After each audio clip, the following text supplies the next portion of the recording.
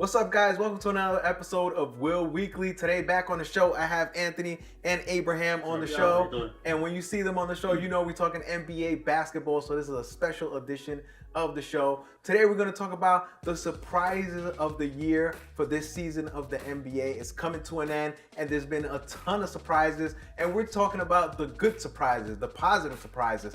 So, Abraham, I'm going to start with you. What do you think has been biggest surprise of the year? Well, this year has been totally full of surprises, and you guys might agree. I agree. Yeah, it's been one of the best NBA seasons in a long time. But this particular surprise should shock everybody. Who would have thought that the 30th pick in the second round in 2011 would have been an MVP candidate? And we're talking about Isaiah Thomas here. He's having a great season. Made his team a contender. Amazing. Amazing. I mean, he's got a lot of heart. A lot of heart. We gotta give it to him. He's a miniature guard. Right. Without him, the Celtics, we wouldn't even be talking about the Celtics. We're going to talk about how the Celtics can possibly beat the Cavs, or the only team in the East that'll push the Cavs to 7 games. So I got to give it to him. And if it wasn't for Westbrook having an amazing season, I think he's definitely up there for MVP candidacy. I agree, for sure. Right? Because at one point, the Celtics were number 1 in the East in terms of record. Yeah, just up until this past week. Exactly. Yeah, so they're a legit He's probably team. in third place right now in MVP voting. The way I have Probably it. third place, definitely. All right, so Anthony, surprise of the year? Surprise for me, not that he's not a great player. He's probably going to end up being one of the greatest players that ever played the game as far as guards. But James Harden took it to another level this year. James Harden. Oh, You big know, time, big time. And once again, if it wasn't for Russ, he might be number 1 on the vote this year. Yeah. He's done amazing. Not because of his scoring, we all know him for his scoring, but how he distributes the ball. You know, how he's gotten everyone else involved and how he's made the Rockets actually a legitimate contender in the West. Now, whether they're going to actually make it to the Western Conference Finals is a whole other conversation. But James Harden is having an amazing year. He might still win the MVP, though. He could, it's still up there. He could. And I'll tell you why, because the Rockets have a lot more wins than the Thunder. Even though individually, Russell's having an amazing season. Once in a lifetime. The Rockets are on a roll. Harden has his team winning. He's almost averaging a triple-double. He's flirting with a triple-double in terms of stats. What I find amazing in terms of Harden is that he wasn't always a point guard. When he was with OKC, he's a natural 2 guard. He's a shooting guard. Yeah, he's a but natural 2. D'Antoni, he came on the team. He needed somebody to be the point guard, and they passed that responsibility on to Harden. And the way he's responded to that challenge is amazing. Like you said, he gets everybody involved. He scores the ball. He rebounds the ball. And without Harden on the Rockets, how good are that team? AC. And y'all forget how bad they were last year. The Rockets sucked last year. And look at them now. Yeah. With Dwight Howard. Dwight Howard. And a lot of people thought they were going to suck this year because they traded Dwight Howard. Yep. They really didn't get anything in return for him. And look how good they're playing. It's an unbelievable story. Total surprise. Yeah. I would have never thought they were going to be this good. Yeah. All right, so now let's talk about, I think we all agreed on this, the biggest surprise of the year. Right. Come on, averaging a triple-double, Russell Westbrook, the only player to ever do it besides Oscar Robertson in the whole history of the NBA. How big a surprise is that? I think crazy. Just what he went through from a mental aspect, as far as KD left because of you, because you're greedy, you're a hog with the ball, you don't play well with others. What is OKC going to be without KD?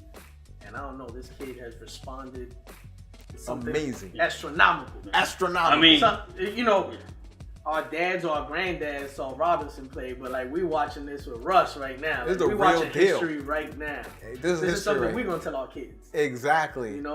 Yep.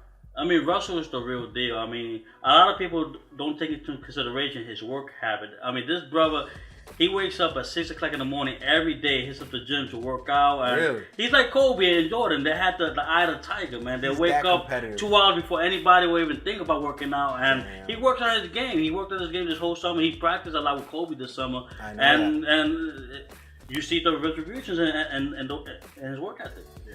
No, that's true. I mean, he's like, if you look at the guy, he's 6'3", right? He probably weighs like 210 pounds. He's athletic, but there's nothing really like you wouldn't see this guy and say this guy's gonna dominate. No. Right? No. Just by looking at him. It's just his work ethic, his drive, his passion for the game. How much do you think was motivation, Durant leaving the team, that really motivated him to play to this level? Is it do you think that motivated him, or is it that Durant is no longer there to have as many touches that now he's averaging a triple-double? I mean, I don't know the brother personally, but I'm just gonna say, that chip he had on his shoulder grew exponentially after KD left. Because it's basically what KD did was say, you're not good enough to win with. I'll never win with you. You're not good enough. It's like a diss. It's crazy. Crazy. It's like your boy just punched you in the face with all the cameras on. You know what I'm saying? And say you ain't nobody. What? I'm not playing with you. I'm gonna go play with this team over here because they better. And they were supposed to be like brothers. Exactly. Durant was like, that's my little brother. Yeah, all the time. Defending all the him time to Mark Cuban and everybody else. Right? He didn't even know he was leaving. Wait, you just reminded me of something. He got a text. He got My bad, I'm not coming back. I'm not coming back. That's crazy. You just reminded me of something. You remember last year when Mark Cuban said Russell Westbrook is not a star in this league? Yeah. Do you remember that? Yeah. KD came out and defended him. Mark Cuban, what the hell were you thinking? Come on, man. But no, on the for real, the dude is having a season that if he doesn't win the MVP, I think we should all just go on strike and not watch at least the first round of the playoff games, because what he's done, you just can't do. It hasn't happened in 50 years. Is it a lock for him to be MVP? I mean, if I had a vote, 100%. It's a lock. It should be a lock. Yeah. What do you think? I mean, not taking anything away from Harden, but it should be a lock. It should be a lock. Is it a lock? It's a complete lock. I mean, also you gotta take this into consideration. Back when Oscar did it, the game was different. It was more straightforward, and he had more touches on the ball. And Russell did it with less touches, and the game's more physical now. Yeah, I totally agree. So a lot of people consider Oscar Robertson one of the greatest of all time, simply because of the fact that he averaged a triple-double in a season. Nobody ever thought anybody could ever do it again, and now it's been done again. So does that mean that Russell Westbrook is now one of the greatest of all time? Of course, yeah. You gotta talk about him in the same vein, right?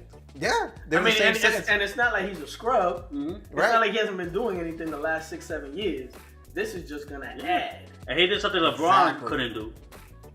I mean, LeBron could do it whenever he wants. That's a whole other conversation. But this is definitely going to add to his legacy and one of the best that ever played the game, for sure. You can't take that away from him. Do you think he's already in the top 50 of all time at this point, averaging a triple-double? After this season, you definitely got to consider Russ to be one of the top 50 of all time. I think he will. When all said and done, Russ is going to be in the top 10 scoring by the time his career is over. Top 10 in scoring. And probably assists. Who knows? Who knows? I mean, the sky's the limit for Russell Westbrook. At this moment? And he probably win one title down the line. Not now, but... With OKC? Is he going to stay with OKC? I don't think so. I think he should leave. OKC has a habit of letting good players go. I think that might be the surprise of next year. That maybe, Russell Westbrook... For 2 more years? I'm not sure. I think he signed up for 2 more years. Yeah, but they missed some pieces there. They're definitely missing some pieces.